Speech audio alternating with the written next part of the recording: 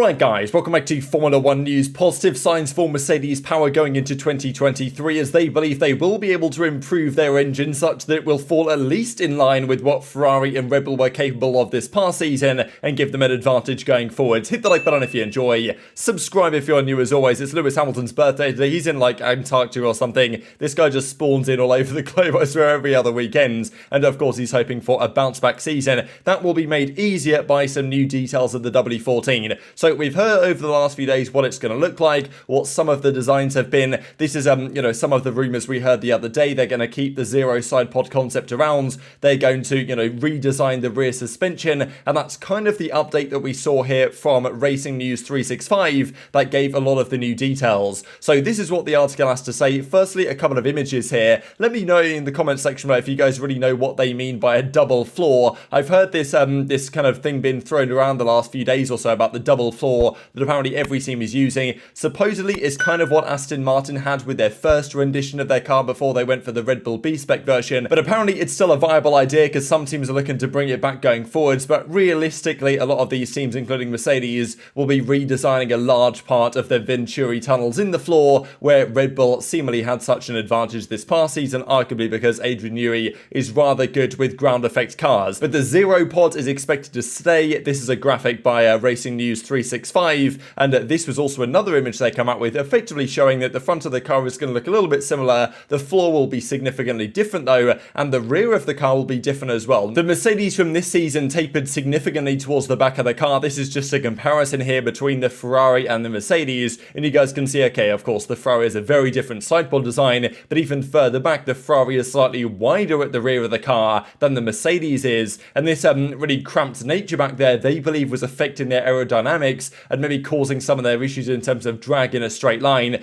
that theoretically the zero side pod should actually have alleviated to a certain extent. This is then what the article says. Firstly, an interesting point actually on the 2023 possibilities, stating that stopping development on the W13 didn't make sense because they had to figure out what made the car slow and nervous, as they describe. In Hungary, they finally figured out what was going on, but even up to Austin, they were still considering whether they go forward with the W13 concept into 2023 or whether they copy Red Bull. Now, I think it was that Austin upgrade they brought that worked that made them think, all right, this concept still has some legs, let's do it again. And of course, copying Red Bull would kind of be chalking up the 2023 season because, the imitation is never going to be as good as the real deal. So, that's their plan, and it's kind of surprising really that it was that late on in the season when they made their mind up. But these are the key things that they are changing. So first of all, on the Venturi tunnels on the floor, a completely redesigned floor, but it will maintain a strong family feeling with the previous car, looking relatively similar from the outside. But the back of the car is now going to taper less for two different reasons. One of an aerodynamic nature, with a flat section at the level of the rear suspension, forming a T at the rear to increase the efficiency of the diffuser by utilizing the beam wing. I guess, aerodynamic advantages they feel that will have, whether that's drag, whether that's efficiency in the corners that sometimes they weren't so good at, especially at lower downforce circuits, sorry. The other part is a structural nature, because I think this is to do with weight. The overhang of the floor towards the rear of the car with the W13 had made it flexible at the ends, and to counter this, it was therefore thickened, which increased the weight. And this was kind of a bit of a surprise last season, that Mercedes at the start of the year were obviously overweight, as many teams were trying to drop weight throughout the season, but couldn't achieve that as other teams did, maybe because partly an issue like this. So it seems like if they make it wider and don't have it so kind of narrow at the back there, it will mean it's more stable naturally, and therefore they won't have to thicken up the materials to counteract that, increasing the weight. So that's a key point here, and maybe one of Mercedes' key intentions to get down to the 796 weight limit that pretty much every team is going to hope to start this season at. Now, arguably more important for Mercedes is the engine part of the equation here, because their car was pretty good last year at higher downforce circuits. If they can solve the drag issues and other, porpoising issues, they should be fine. But the engine was definitely down on where,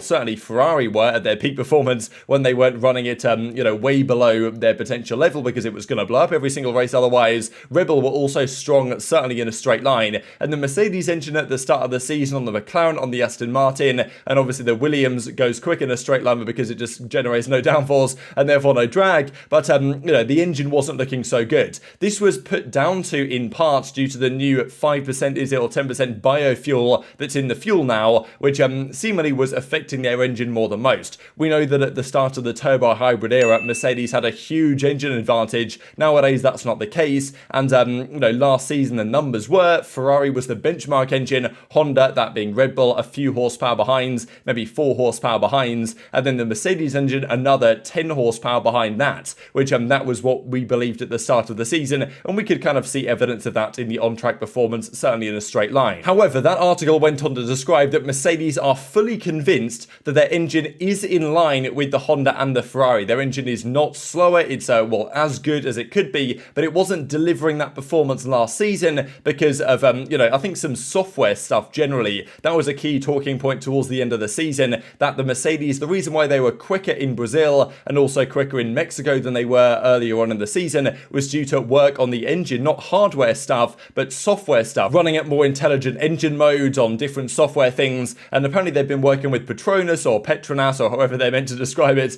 their fuel supplier type thing basically, and to improve and optimize their combustion, improving fuel consumption thanks to the new composition. So that was one of the key points that last season it felt like for whatever reason they were behind the pace of the Ferrari and the Honda. There's maybe a few reasons why, and now if they've been able to optimize the combustion with various software trickery, then and also improving the fuel consumption, then that also is an advantage. So, they believe their engine is not weaker than the other engines. It's the same as the other engines when its performance potential is unlocked as it wasn't being last season. So that's another advantage that Mercedes have to work with going into the new year. Of course, they will have to potentially muster up some sort of fight against a monstrous Ferrari engine that they believe could gain up to 30 horsepower if it's more reliable next season. So still, I would put my money on the Ferrari being the strongest engine on the grid. Whether they can run it anywhere near this powerful again next season with their reliability booster they have supposedly made, we'll see about that. But definitely some good signs for Mercedes in their battle at the front of the grid, especially in terms of just straight line performance and also, acceleration out of corners, which were strength respectively of Red Bull and Ferrari throughout the majority of the season. And of course, they know they can develop the car aerodynamically, but the engine is, of course, a rather big part of it. And is it an Enzo Ferrari statement that was like,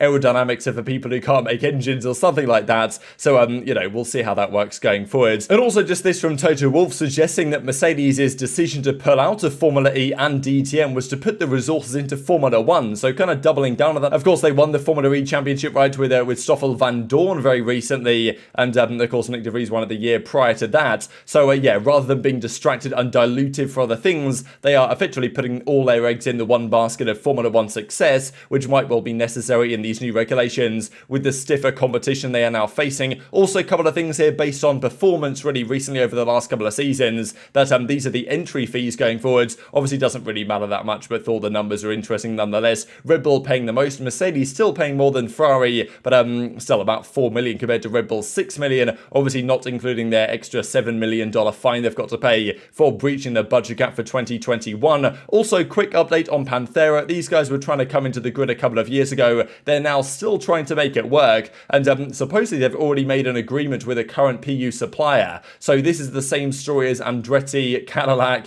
the General Motors partnership that we believe they might be partnering up with Honda or maybe Renault, not exactly sure, but apparently Panthera have already decided the same thing, and they've already got a PU supplier under the belt if indeed they are to be considered. So there's a lot of potential entries here that are going to try and come through for 2026, I believe, is when Panthera are targeting to join the grid. So either they've got a competitive offering or their offering will make Andretti's look all the more attractive. And this is just one such effectively livery mock-up that some people have been doing over the last couple of weeks or so of what the Cadillac Andretti car might exactly look like. So it looks kind of nice, but of course just ideas being spitballed as it stands. And also just to mention going into the new year, so these are some of the key dates, of course, that are coming up relatively short order, to be honest. We know 5 of the launch dates of the car so far. The 14th of February is Ferrari's. Shortly after that is pre-season testing in Bahrain. Then on the 3rd of March, FP1, and on the 5th of March is the race. So it's not really too long from now until everything starts kicking off once again in relatively early February. And also one quick thing to close out the video with, we did hear a few months ago now, I believe Günther Steiner said at some point